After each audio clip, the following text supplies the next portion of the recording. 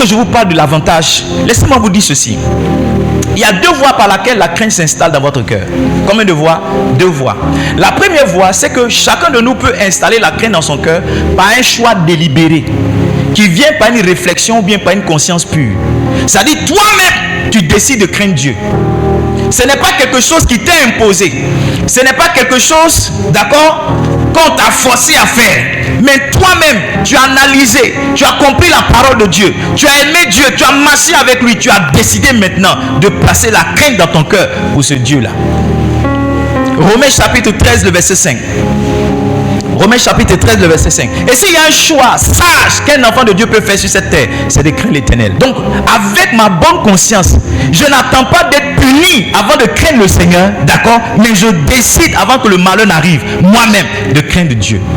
Et mes enfants, mes frères et mes soeurs dans la foi, s'il y a un conseil à vous donner, c'est de craindre Dieu. C'est de craindre Dieu. Vous savez, Dieu a plusieurs facettes. En général, celle qu'on connaît le plus, c'est celle de l'amour, de la miséricorde et de la compassion. Mais le même Dieu qui aime, c'est celui-là même qui châtie. Il a dit, je vous châtierai comme un père châtie son fils. Donc dans le langage de Dieu, il y a le châtiment. Et quand Dieu commence à châtier un homme, même ses pleurs ne l'arrêtent pas. Quand Dieu commence à frapper un homme, même ses pleurs ne l'arrêtent pas. Beaucoup malheureusement attendent d'être frappés avant de craindre Dieu. Et voici comment on arrive à la deuxième voie par laquelle on obtient la crainte de Dieu. Il y en a qui ont vu certaines blessures, il y en a qui ont vu certaines chicottes, il y en a même qui portent sur eux, même ce matin, certaines marques qui leur rappellent combien de fois ils ont déconné avec Dieu et la sanction que Dieu leur a donnée avant que justement ils ne commencent à marcher avec eux. Écoutez-moi ceci, je vous dis toujours, si vous passez par cette voie-là, vous allez perdre votre temps. Vous allez perdre votre énergie. Vous allez perdre votre ressource. Et il y a certaines choses que vous allez garder qui vont vous marquer à vie. Yes. Allez demander à Jacob, il avait la hanche déboîtée. Yes. Allez demander à Paul, il avait un aiguillon. Yes. Donc la première voie c'est quoi? C'est par le choix délibéré que je fais. Après avoir réfléchi avec une grande sagesse, ma conscience pure, je décide de marcher avec le Seigneur. Mais je peux attendre d'avoir certaines expériences extraordinaires. Et à ce niveau-là, il y a 2 grands groupes. Il y a ceux qui vont passer par les malheurs. Est-ce que vous voulez que je vous donne un passage? Allons-y par exemple, pourquoi pas. Actes chapitre 5, lisons le verset 10 au verset 11. La Bible dit, au même instant, elle tomba aux pieds de l'apôtre. La Bible parle de Saphira, la femme d'Ananias qui était morte plus tôt. Et elle expira. Les jeunes gens étant entrés, la trouvèrent morte.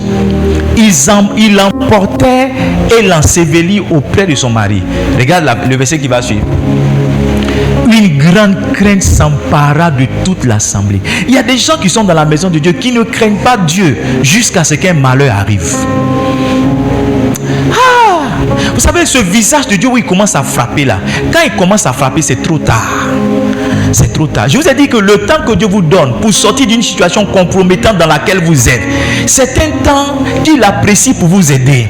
Ce n'est pas un temps où il valide votre action. Non, c'est pas parce que vous avez trop duré dedans que Dieu aime, que Dieu apprécie. Non, il vous a donné le temps d'en sortir. Mais quand la date de péremption arrive, aïe, il y a certaines fois quand mes enfants voient mon visage, ils ont l'impression que je suis une autre personne. Ils se demandent mais où est le papa chéri? Ils se demandent mais où est le pasteur qui prêche tous les dimanches? Parce que le même papa qui appelle chacun chéri, qui appelle chacun bébé, qui dit à chacun qu'est-ce que tu veux je te donner, qui apporte les glaces quelquefois quand il rentre, le même papa, quand quelque chose s'est passé qu'il n'a pas apprécié, c'est comme s'il y a un animal qui prend contrôle de lui et il devient comme méconnaissant.